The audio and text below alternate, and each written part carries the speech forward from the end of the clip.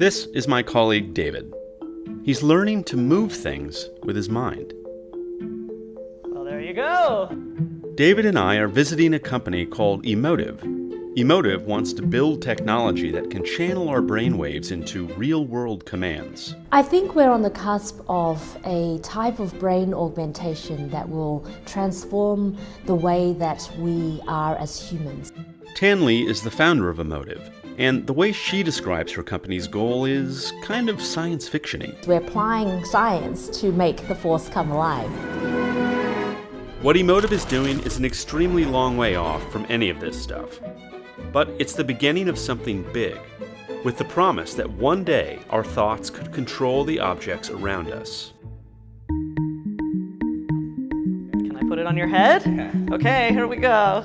So we can see here what parts of your brain are most excited, are most active. Emotiv's headset works by first learning a pattern of your brainwaves.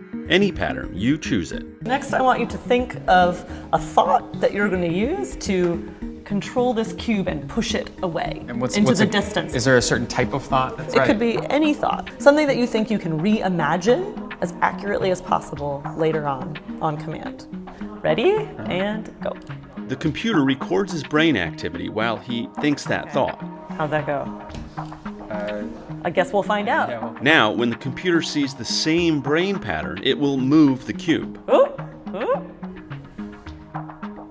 Hey! Okay, whatever you did that time was definitely, you could, are you? That's weird. Huh? Well, the weirdest thing is, to your suggestion, imagine yourself pushing the cube. Uh-huh. So like I imagined like a little me inside of this box pushing this cube, and now it's just... So now we know what your brain looks like when you're imagining a little you pushing a cube. Pushing this cube, that's... The same process can be used to move basically anything. So we're gonna give it a try. Yeah. I think you can do it. Okay. Well, there you go. Mini you is doing well. Well, now I've lost control of it. Okay, there we go. Wow. Okay. Think of Emotiv's technology like a simple yes, no, or on-off switch you can program, sort of like a universal remote control.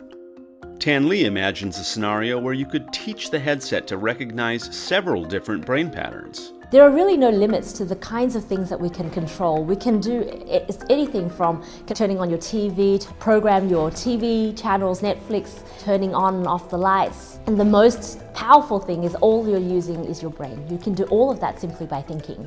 Emotiv's goal is a world where headsets like this are everywhere, maybe embedded in a hat or a pair of glasses. But it's crucial to understand the limits of where this technology currently is. It's not the force. Some of the claims are overblown. It's different than the force in that your brain thoughts by themselves are not causing a physical interaction with an object.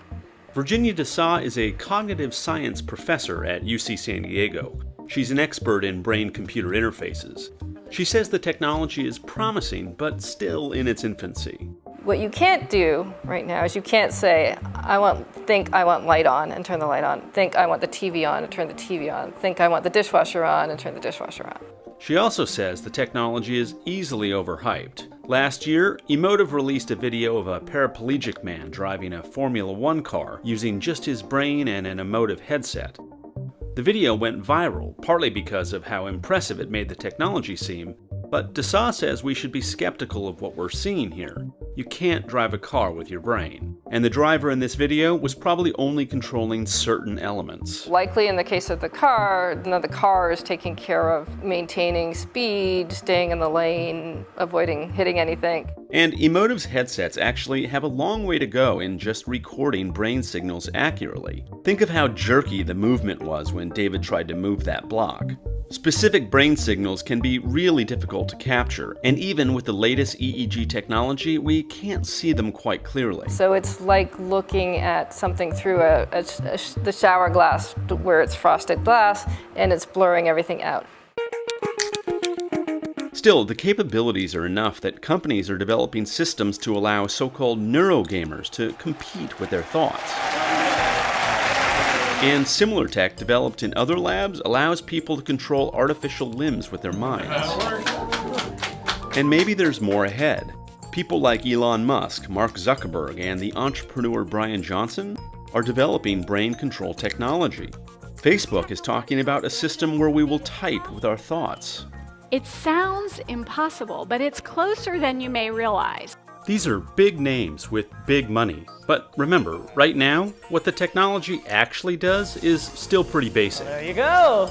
Still, the potential for harnessing the power of human thought is definitely exciting. And if the technology improves, one day it could be big.